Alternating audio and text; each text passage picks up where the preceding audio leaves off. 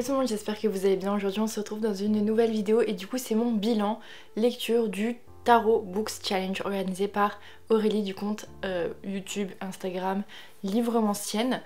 C'est la première année de ce challenge et donc c'était ma première participation et je suis plus que ravie d'avoir participé à ce challenge. Donc j'avais fait une vidéo pile à lire sur la chaîne. Bien sûr, comme vous pouvez vous en douter, je n'ai pas vraiment suivi ma pile à lire, j'ai même beaucoup changé.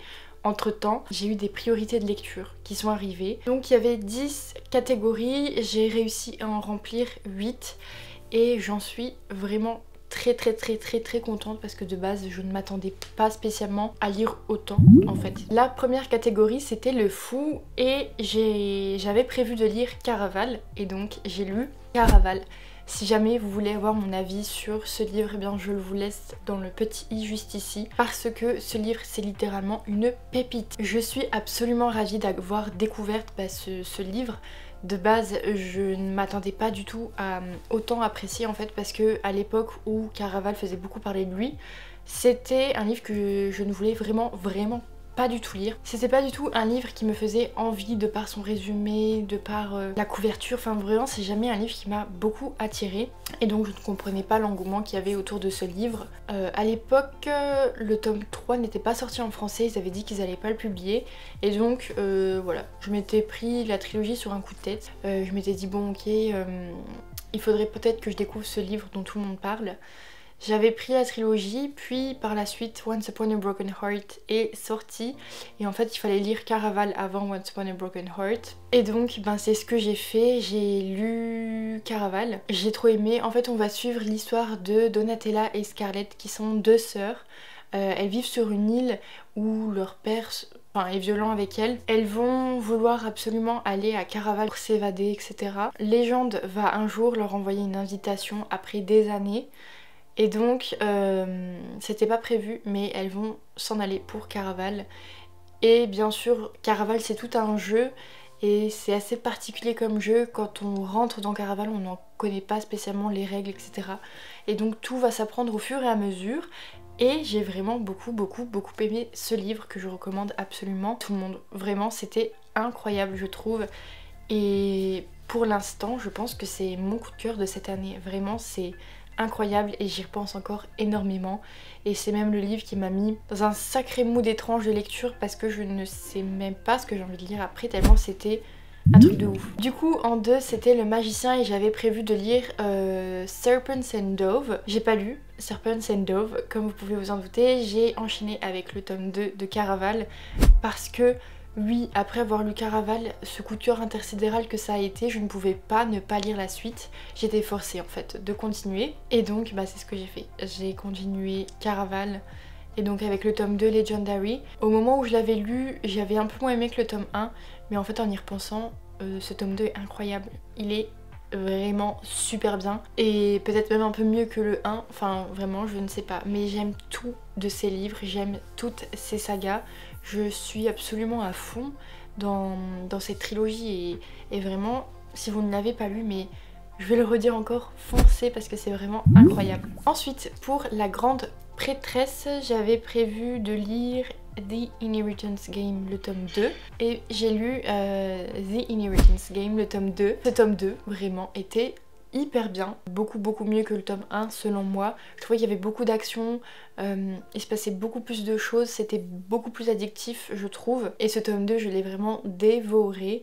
En gros pour l'histoire on va suivre Avery qui est une fille qui n'a pas spécialement beaucoup d'argent. Sa mère est morte, elle vit avec sa demi-sœur et en gros un jour elle va être amenée dans le manoir des Hawthorne parce que en fait elle est l'héritière de la fortune billionnaire du millionnaire des États-Unis, un truc comme ça. Enfin Avery ne connaît même pas cette personne donc elle ne sait même pas pourquoi est-ce qu'elle a hérité de tout ça et donc c'est un livre qui va être assez dans l'énigme, dans le mystère, c'est vraiment il y a pas mal de suspense, de révélations etc. C'était vraiment un tome 2 que j'ai beaucoup apprécié et que je recommande également fortement parce que c'était super bien et voilà. Même c'est des lectures en anglais qui passent crème parce que moi je les ai lus en anglais et franchement le vocabulaire il est... En fait c'est un vocabulaire courant donc il n'y a pas de problème de compréhension particulier. Ensuite la carte suivante c'était le Hiérophant et là j'avais prévu de relire Six of Crows et je ne l'ai pas fait. J'ai à la place enchaîné avec le tome 3 de The Inheritance Game, donc avec The Final Gambit. Pour la petite histoire, donc normalement je voulais le lire en anglais, sauf que cette lecture ça ne l'a pas du tout fait avec moi dès le début. Je n'arrivais pas à le lire, j'étais pas du tout dedans, je trouvais que c'était trop... En fait je trouvais que c'était... Il n'y avait pas besoin de ce tome 3, parce que pour moi la fin du tome 2 se suffisait à elle-même. C'était pas... Ça se finit pas sur un cliffhanger, une fin assez ouverte quand même, mais je voyais pas pourquoi continuer, même si en un sens je vois pourquoi continuer. Mais je préférais nettement la fin du tome 2 à celle du tome 3, même au début de ce tome 3 etc. Bref, j'étais pas du tout à fond. J'ai finalement écouté le tome 3 en français et je l'ai fini en 24 heures, même pas. C'était beaucoup mieux que si moi je l'avais lu et je pense que j'ai bien fait de l'écouter parce que j'aurais jamais autant apprécié ma lecture. Dans l'ensemble je suis assez mitigée par rapport à cette trilogie.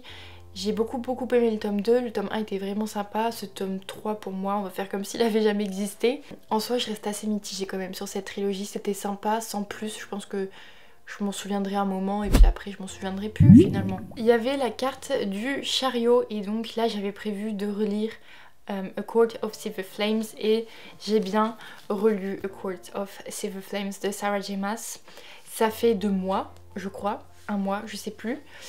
Et je n'ai toujours pas mis mes post-it à l'intérieur du livre, mais il faut que je le laisse près de moi et que je m'attelle à cette tâche, mettre mes post-it, parce que c'est une excellente lecture, une excellente relecture même. J'aime tellement ce tome qui, je le trouve incroyable avec la découverte du personnage de Nesta, Cashen aussi, et le nouveau personnage de Gwyn, de Azriel, enfin bref, tout dans ce tome est incroyable, je trouve, et je suis à fond. Je n'attends qu'une chose, la suite, je veux absolument la suite. Vraiment cette saga, la saga ACOTAR c'est vraiment mon bébé quoi, c'est mon chouchou de tous les temps. Et je suis à fond, j'aime trop. Donc bon, je ne vais pas vous refaire un résumé de la saga ACOTAR, je pense que à force tout le monde le connaît. Mais voilà, j'ai bien relu ce livre et j'en suis plus que ravie parce que du coup c'était ma première relecture de ce livre-ci. Et oui, j'ai déjà hâte de le relire prochainement parce que c'est incroyable. Ensuite il y avait La Roue de la Fortune et j'avais mis Sea of Ruin et je n'ai pas lu ce livre, je n'ai même pas lu de livre dans cette catégorie. Donc pour moi cette catégorie est un petit fail, je n'ai pas lu, mais écoutez c'est pas grave. Ensuite il y avait La Carte de la Mort et là j'ai lu Sorcery of Thorns.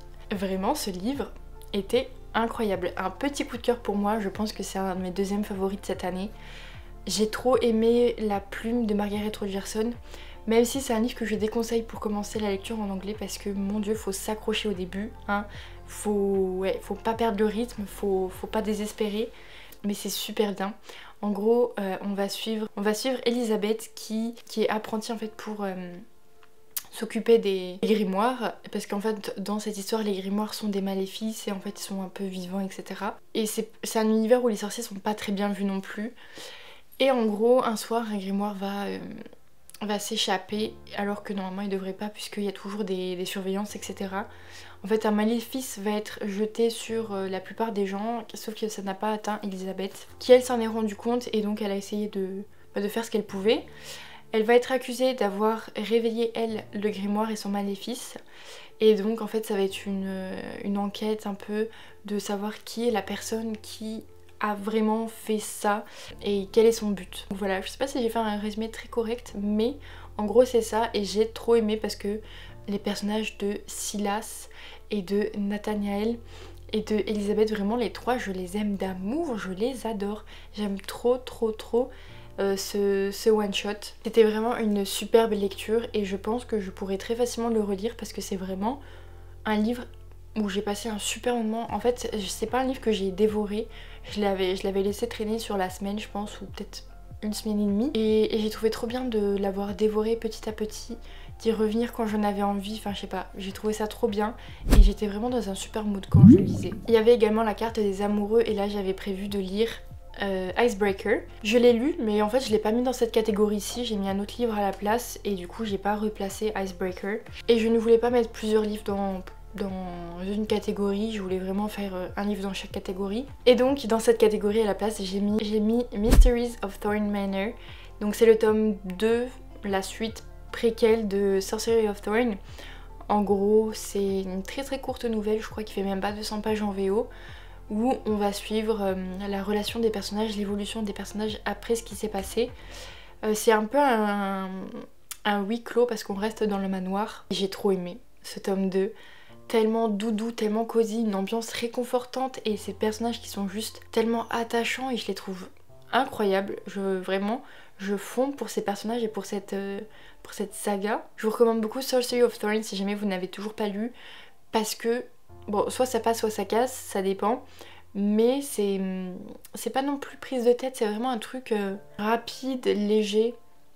Et il se passe quand même des petits trucs intéressants quoi. Ensuite le diable, j'avais mis Assassin's Blade, que je n'ai pas relu. Je pense que j'aimerais bien le lire prochainement.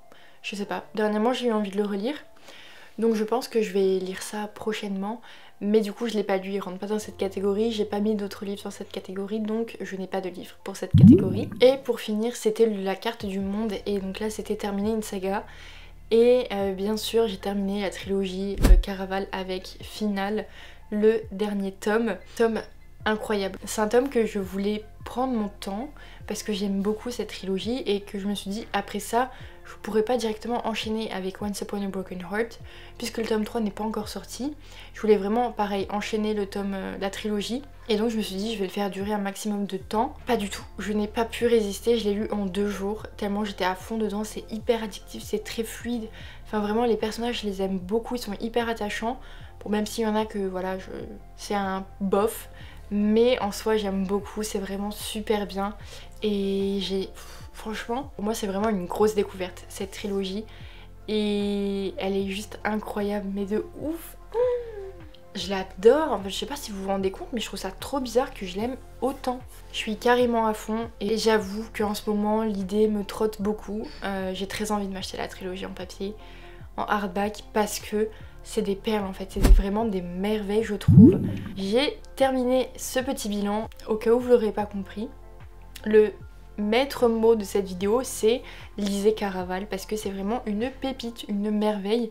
Bon, n'y allez pas non plus avec trop d'attente, allez-y vraiment en mode à l'aveugle et vous allez être surpris de ouf. Moi je m'attendais à tout sauf à ça. Et vraiment c'est incroyable. Du coup j'espère que cette vidéo vous aura plu. En attendant je vous fais plein de gros bisous et puis je vous dis à très bientôt. Bye.